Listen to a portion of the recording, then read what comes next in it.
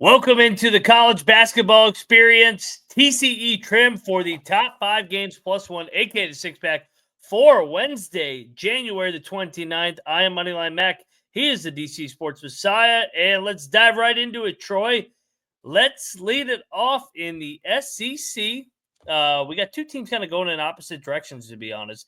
Alabama right at the top of the standings in the SEC, sitting there just behind Auburn at 6-1. Hail State, on the other hand, has stumbled a little bit. Haven't covered 5 in a row games here. 4-3 overall in league play. But this game is at the hump. It's going to be absolutely rocking. I'm going to buy low here on Mississippi State. I think Hubbard and those guards are going to be able to dictate the tempo here. I think they can drag it a little bit enough in the mud here and keep Alabama out of transition. I know Jan's teams have struggled against Nate Oates, but I think they finally get a big one here and a little bit of a desperate spot for Mississippi State at home in Starkville tomorrow night. Yeah, I think this is a pretty desperate spot for Mississippi State. I noticed on this one, it's only a point. So my first thought was, you got to look at the money lines anyways. Mm-hmm.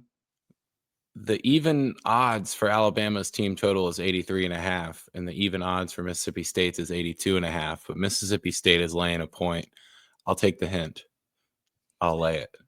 Let's go. Lay it. But, I mean, if you want to just buy it on the money line, I see what, minus 115 right now, or minus 110. Yeah, there's a minus 110 out there. So nice. You want to be safe there, you can do that as well.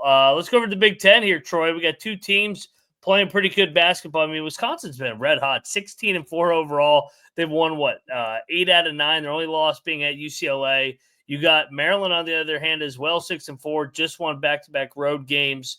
I think I'm gonna lay it with the Terps here. I like what I've seen so far with Kevin Willard at this front court, and I like them at College Park a lot. Their only loss was to Marquette in this building. Wisconsin, they played just out west last week. Then they come back, drilled Nebraska. Now they got to go all the way out east now. I don't know. Kind of a lot of travel for Wisconsin here. I like the athletes and the size of Maryland to pull away here. I'll lay the 4.5 with the Terps. Yeah, this one puzzled me at first glance because you're thinking right away, feels like the values with Wisconsin getting points. Mm-hmm. But they don't really have any primary go-to rebounder, and I think Maryland has 2 of those guys, and especially Derek Queen. Yeah, I think they can control the boards, and I'm gonna ride with you, Mac. I'm gonna lay this 4.5 with Maryland at home here. Let's go Terps. We'll see what that crowd's like. It's been a little bit disappointing there. I think it should maybe tick up. You would hope so, man. I mean, this game has a lot of juice to it. Both teams in the top half of the Big Ten. Speaking of top tier teams, let's go to the WCC. St. Mary's, they cover every game. They blow everybody out. They did almost lose in Pullman on Saturday. Now they got a back-to-back road spot at Santa Clara. Gonzaga on deck on Saturday. 2 games ahead of them. Santa Clara coming off the loss. I love Santa Clara here, getting 4.5. I think the Gales are going to go down here. I think they should have went down maybe on Saturday in Pullman. I like the size and athletes of Santa Clara here to be able to match the physicality of St. Mary's. Give me the home dog here with Herb Sendick and the Broncos. Yeah, I love the St. Mary's defense, but just straight up, quick tuck job. Santa Clara looked way better against Wazoo than St. Mary's kind of having to fight back. I was leaning towards taking the points with the home team. I had completely forgotten that they have Gonzaga on deck. I think this is a money line play for Santa Clara. I again 3 for 3, Troy. We're either I know we said we're both. We did this the other day though, and we crushed. We went 12-5 or something. Yeah, no doubt. We had I was looking at our picks and we were matched up on a bunch of them, and I was like, this is going to be really good or really bad, and it was all right that day. It usually only goes one of 2 ways. Speaking of can go 1 or 2 ways, that was Chris Beard's tenure in Austin. Got a little dust up here going to Oxford. Ole Miss is gonna drill them here tomorrow night. They've lost 3 straight now. Ole Miss here, and Rodney Terry's chirped a little bit about Chris Beard just from some of the comments I've seen that. Yeah, he left him a good program, but they did a good job maintaining the chaos here. I like Beard and his staff to stick it to Rodney Terry. I think Ole Miss is older, more athletic, and tougher than Texas. And Texas has had a miracle win against A&M, battling from 20 down with 10 to go. Give me Ole Miss to win by 15 here. Yeah, I don't think you can understate the combination of the desperation here for Ole Miss, the bullshit that's being talked by Gustavo Fring, leader of the cartel, Rodney Terry. But after, I think I saw this one at 7 at first. I don't know if it's already moved to 6 or if that was just 2 separate opening lines and it seems to be going that way. But that seems very telling to me that it's such a big number here. Off that miracle win, we're riding together again. I'm rolling with Chris Beard in this one. I just hate Texas. They suck.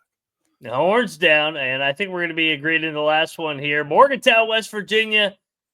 The old Mountaineers have dropped dropped back-to-back games since beating Iowa State. That was their last win. They got humbled against Arizona State at home, played horribly. Then they got drilled at K-State.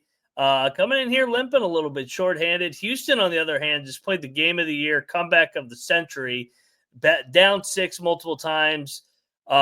Houston is going to get the court rush against them tomorrow night. West Virginia is going to win the game outright. They've already seen the Houston defense. DeVries is able to make some adjustments.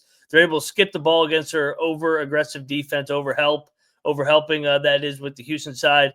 And I think West Virginia makes shots from the perimeter in front of that crowd. Give me the Mountaineers to right the ship here. Take the 7.5 and sprinkle some on that money line, baby. Let's go Ears. Yeah, the first thing I brought up when we were going through the slides is, doesn't the 7.5 seem like it's a little bit beefy here after a monumental, incredible double comeback road win at the Fog? I don't know if I've got that Mountaineer blood like you do, where you're just fucking money line playing this one. But I will take the points here with you too. We'll ride together on this one. I kind of like this spot for West Virginia, and Houston just feels too good to lose the game outright with Kelvin there and the way that they grind. But I do think the 7.5 is just much too high. All right, so we're on the same side for all 5. Stay tuned for the final game of the 6-pack, but we got to pay the bills because over here at SGPN and the College Experience, we are brought to you by Edge Boost. Plus, you can earn $2 or $7.50 per month in cashback rewards for using their Edge Boost card. That is Edge Boost. Sign up today and use that promo code SGPN so that you can get the cash better rewards and instant tier 2 status. That's edgeboost.betu, promo code SGPN. That's edgeboost.bet, promo code SGPN. We are also brought to you by MyBookie. If you want to bet on the Mountaineers tomorrow against Houston, get on over there to MyBookie, but do so with our promo code TCESGPN.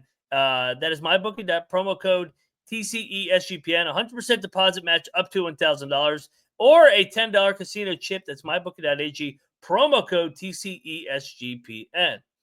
We're also brought to you by Underdog Fantasy. Sign up with the promo code TCESGPN. They're easy to remember. Claim your special pick and first-time deposit. Offer up to $1,000 in bonus cash. Underdog Fantasy, promo code TCESGPN. Last but not least, we're brought to you by Rhythm. The college hoop season is here. Rhythm is teamed up with the competitive edge you can need and data-driven predictions for all college hoops games. Bet college hoops bigger and better before. Claim your 7-day free trial today by going over to sportsgamblingpodcast.com/rhythm. That is sportsgamblingpodcast.com/RITHMM. Troy, final game. We added a slide. The final game of the 6-pack. Where are we going for our final game? Take it away. All right, let's roll with Xavier and Creighton because I think this one is kind of a banger. Yeah. All right, I guess we got to go pretty quick, but this is a game where I think Creighton might be kind of at a disadvantage here because they've slapped back-to-back weaker competition, and Xavier going Marquette, St. John's, and UConn. I know they lost that St. John's game, but overtime, I'm really thinking about taking this 6 points with Xavier, to be honest. I might be flipped on the Musketeers. I like that. And Xavier, I like taking Sean Miller as a dog. They underachieved in the non-con, but they really have found themselves. I'm with you. I like the way that the form that we're seeing Xavier, this veteran group, and I think they're live to win in Omaha to really maybe get on the right side of the bubble. So let's go X-Men, and that'll do it for another edition of the top 5 games, plus the final game of the 6-pack. Check us out on the main show here tonight. Check out the pregame show Monday through Friday, 6 p.m. Eastern. This is the College Basketball Experience, and we are out of here.